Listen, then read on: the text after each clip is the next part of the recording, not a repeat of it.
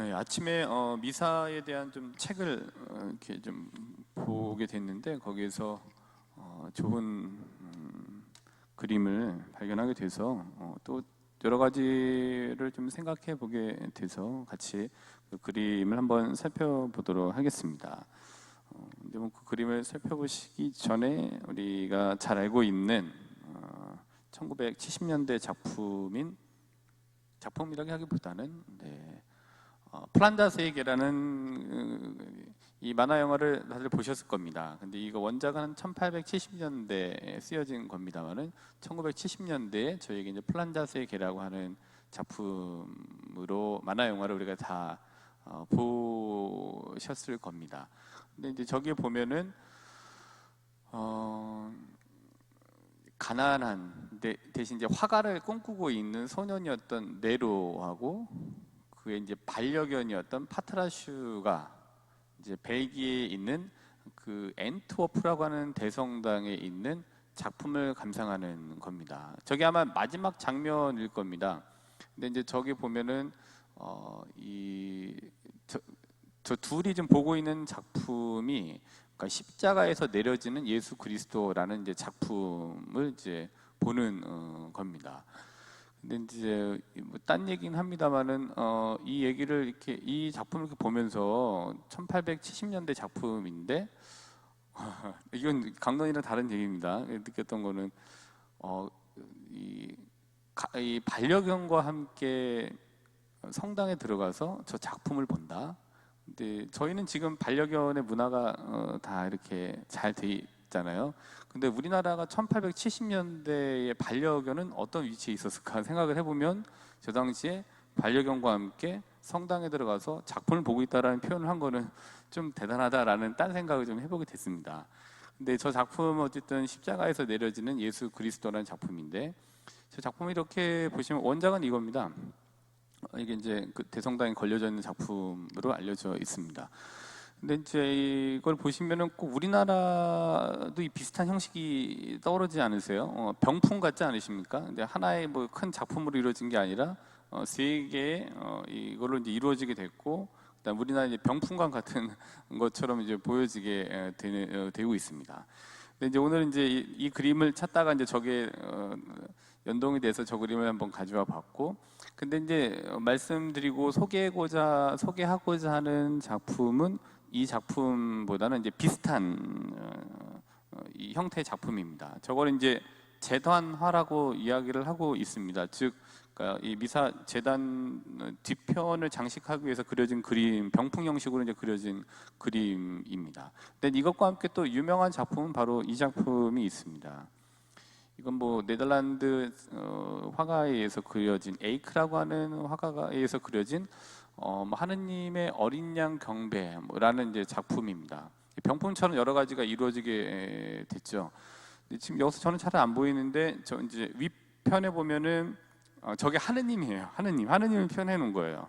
그리고 그 옆에는 이제 성모님, 그 옆에는 세례자 요한, 그리고 이제 그 옆에는 이제 잘 안 보이는데 맨 끝에는 이제 남자는 아담, 그다음에 이쪽 끝에는 이제 하와, 뭐 이렇게 돼 있고 저 사이에 누가 있는지 제가 지금 잘 안 보이는데 저 그림보다 저 밑에를 보시게 되면은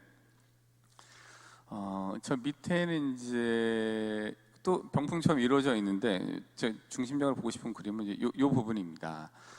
여기 보면 이제 저기 제단이 있죠. 그 제단을 중심으로 제대 위에 어린 양이 있고요. 그다음에 그 앞에 천사들의 무리가 있고, 그러니까 전체적으로 천사들 무리랑 제대를 빼고는 네 무리가 있습니다. 그래서 이제 제단에 하느님의 어린 양으로 표현되어져 있는 거죠. 그 하느님의 어린 양이 여기에서 이제 피가 나와서 성작 안으로 들어가고 있는 겁니다. 이제 성혈 얘기하고 있는 거죠. 또 예수님의 몸 이걸 이제 표현한 거고요. 이쪽에서 이제 보시면 요 왼쪽으로 보시는 데에서 왼쪽을 보시면은 누가 있냐면은 구약의 조상들, 성조들이 있고요. 그 다음에 거기에 예언자들이 있고, 그 다음에 예수님이 그리스도라고 하는 분을, 메시아라는 분을 고대했던, 기다렸던 이들이 저 무리에 있고, 그 다음에 저 뒤편으로는, 그 성조들 뒤편으로는 이제 옷차림이나 뭐 이런 걸 봤을 때는 이방인들로 표현해 놓은 것 같다라고 얘기를 하고 있습니다. 그 다음에 전 잘 모르는데 그 그림 설명을 제가 읽어봤더니 그리고 저 그림의 가운데에 보면은 흰색 그 옷을 입은 사람이 도드라지게 보이시죠? 저 사람이 이제 예수님에 대한 뭐 시를 썼던 시인 뭐 베르길리우스라고 하는 사람이 저기 이제 이렇게 표현되어져 있습니다. 구약의 성조들, 예언자들, 그리스도를 기다렸던 고대했던 사람들, 그리고 이방인들 이렇게 다 섞여져 있고, 그 다음에 이제 요 보신 편의 왼쪽에 보면은 저 그림은 이제 12사도들 앞에 이제 무릎을 꿇고 있죠. 그리고 이제 뒤편에는 3명의 교황들이 있습니다. 그리고 주교들 또 성직자들이 이제 이렇게 쭉 받쳐져 있습니다. 근데 이제 12사도들이 무릎을 꿇고 이제 있죠.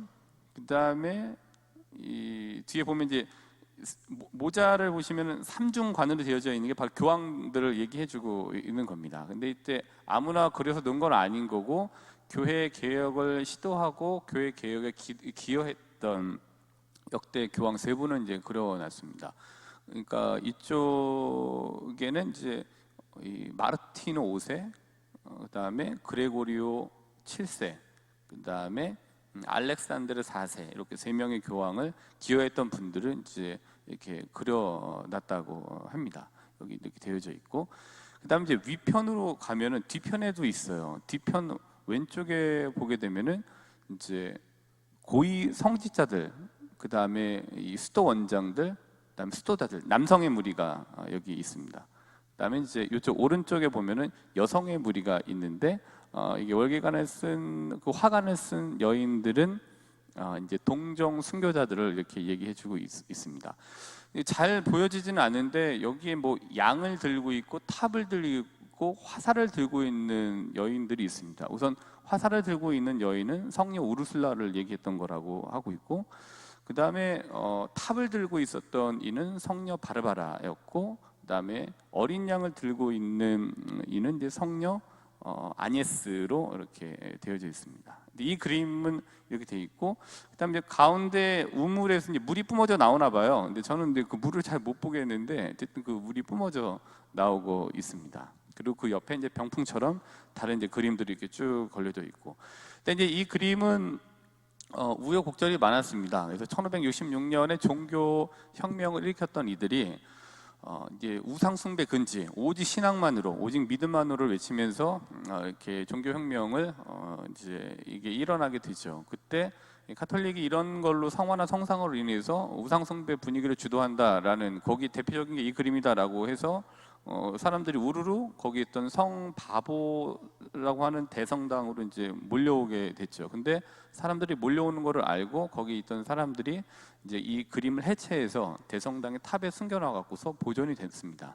근데 이제 이후에 나폴레옹이 이제 여기 와서 이제 이거를 약탈해 가고, 또 이후에 또 약탈을 또 당하고 하다가 박물관에 보관되어져 있고, 어떤 조약, 베르사유 조약인가 이후에 이제 이게 대성당으로 다시 돌아오게 된 우여곡절이 많은 성화라고 할 수 있습니다. 재단화입니다.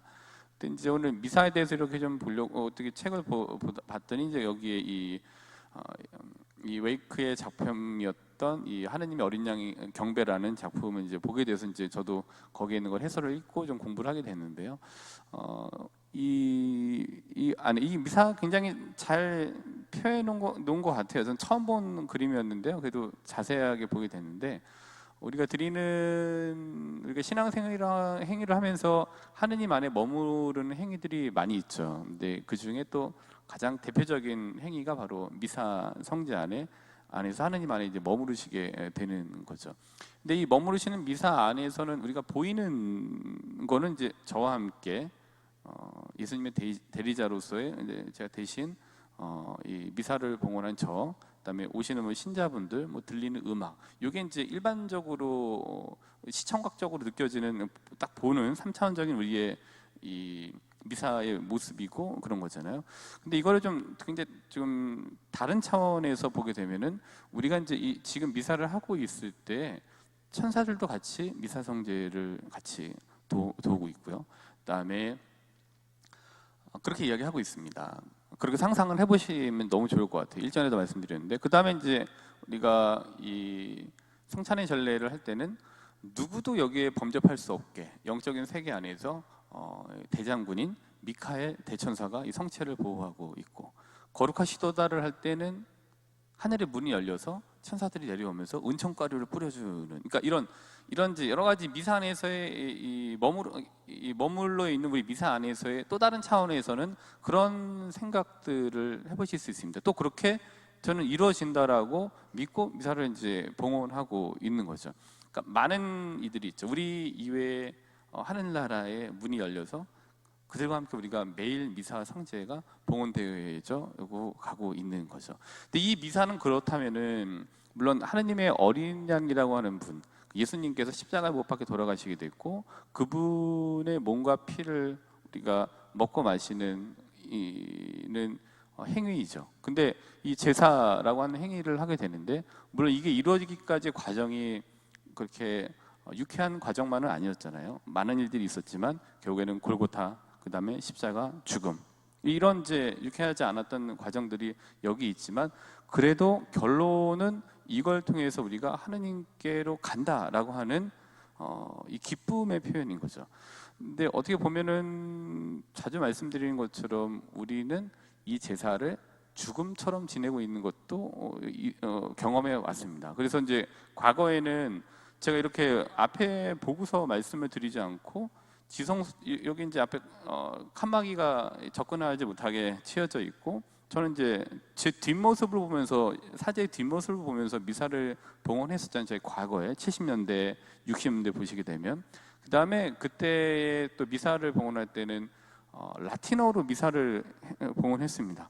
라틴어 뭐 알지도 못하는데, 저희도 읽을 줄만 알지 모르는 단어가 수두룩한 건데 그거 갖고 어떻게 이 미사를 기쁨이라고 표현할 수 있겠습니까? 근데 그 이후에 2차 바티칸 공의 이후에 이제 신자들과 함께 바라보고 모국어로 이제 미사를 할 수 있게 이제 바뀌게 돼서 우리가 이런 미사를 지금 형태로 지낼 수 있게 되는 거죠. 근데 이 미사는, 그렇게 지내진 미사는 결국에는 기쁨의 표현이 되어야 되는 거고, 그 기쁨 안에 있어야 되는 거고, 그러니까 우리가 하느님 안에 머무른다라는 거는 우리를 구속하는 이해, 구원하고 그것이 아니라 우리를 올가매는 이의 감옥과 그 울타리에 있는 굉장히 지옥과 같은 행위가 아니라, 그래서 죽으면 내가 지옥 갈지도 모른다는 불안함 때문에 신앙이라고 하는 울타리에 죽음처럼 있는 죽음의 울타리가 아니라, 지금도 그렇지만 나중에는 더 큰 집으로 가겠다라는 그 희망으로 있는 굉장히